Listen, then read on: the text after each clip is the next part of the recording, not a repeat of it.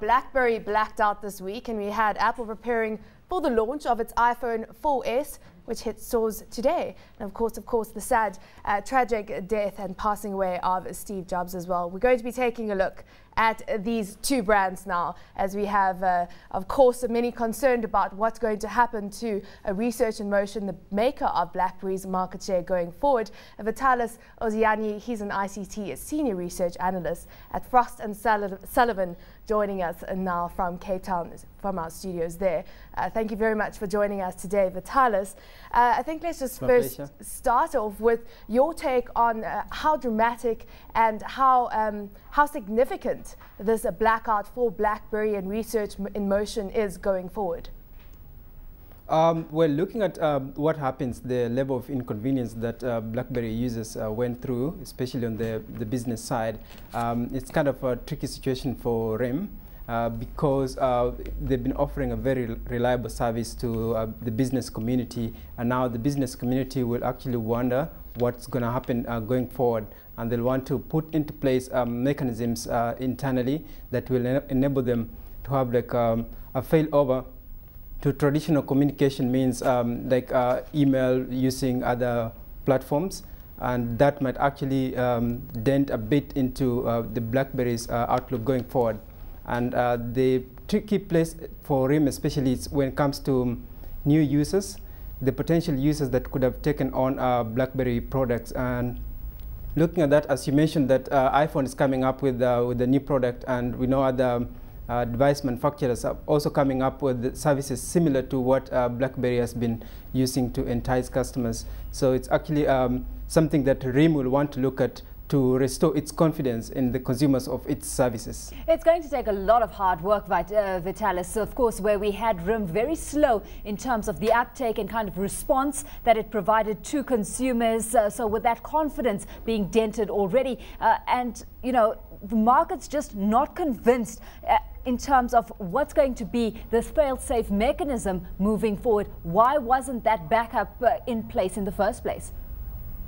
Yeah, that's actually something that the RIM management and technical team will have to look at immediately, and they'll want to work on restoring confidence in the consumers.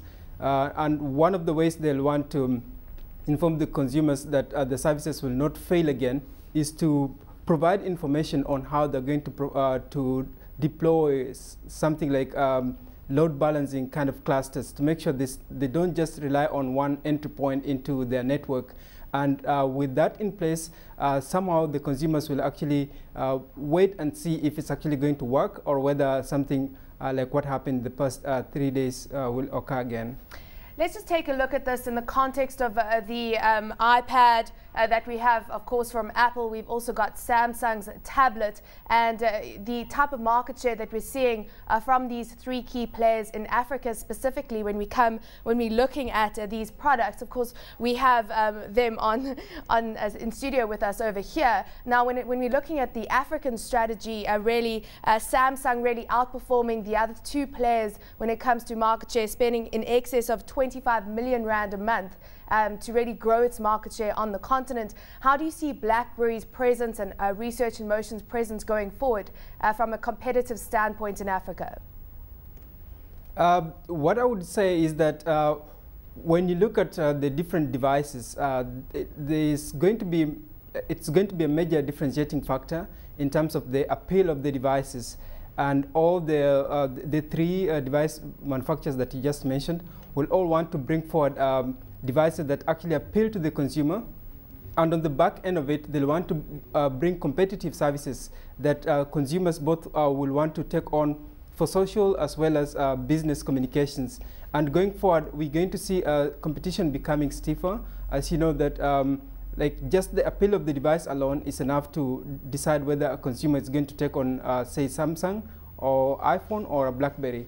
So going forward, there's going to be significant competition between those three big players. There's, of course, competition to consider on the one hand. On the other, I mean, there's a positive to be extracted from what played out with regards to RIM this week. Failure of BlackBerry's service to the industry, some saying is possibly the opening of discussions on interoperability between instant messaging services offered on different service providers and platforms. So what kind of discussion do you see this phenomenon, or what actually played out this week, actually opening up?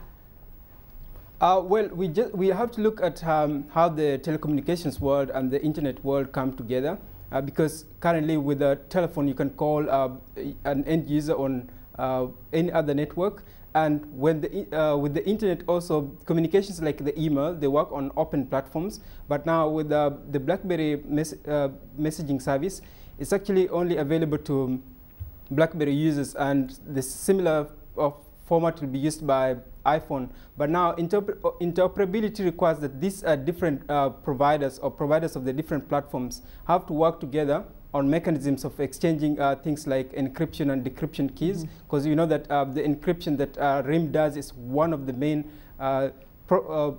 key strengths of the product.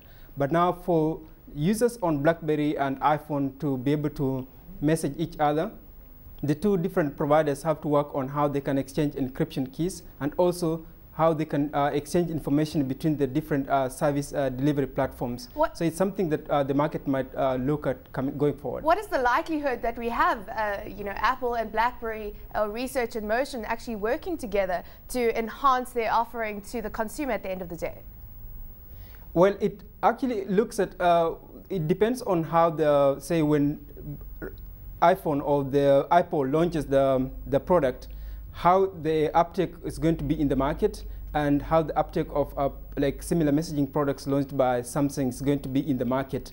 If the strength appear to be at par, it will actually just be good for them to open up discussions on interoperability, so that they can make sure that they can tap into the power that end users have using their devices, and that will actually enhance the markets further. So there's kind of a possibility that they'll want to look into that, maybe not in a year's time, but in something like 2 to 3 years' time. Now, Vitalis, they say sometimes for technology companies you only get one chance. Now, going forward, if we just really look at the share price of Research in Motion, which is listed on the NASDAQ exchange, it's gone from a high of $144 down to $24 yesterday. Does this not beg the question, is Research in Motion opening itself up to be a takeover target, and if so, who do you think is likely to bid for it? Well, that's a challenging question to answer, but just in terms of the effect the failure of the service has had on their share price is quite a major effect. And well, in terms of who is likely to take over the company, it's early to say now, but the three big players, the two other big players that you mentioned, like Samsung, might be interested in looking at what strength that RIM has to offer, and they might get into discussions. Or I don't know whether Apple might be interested, because Apple has its strength and it's always leading in the market. So there's a possibility that some company like Samsung might be interested in looking at RIM, but that I can't give affirmatively. Much speculation there, of course, in the market. Yes, yeah. Right, we'll leave it there for today. And of course, BlackBerry users really breathing a sigh of relief, because BlackBerries are up and running once again. Vitalis, thanks very much for your time this morning. Vitalis Ozianyi, an ICT Senior Research Analyst from Frost & Sullivan.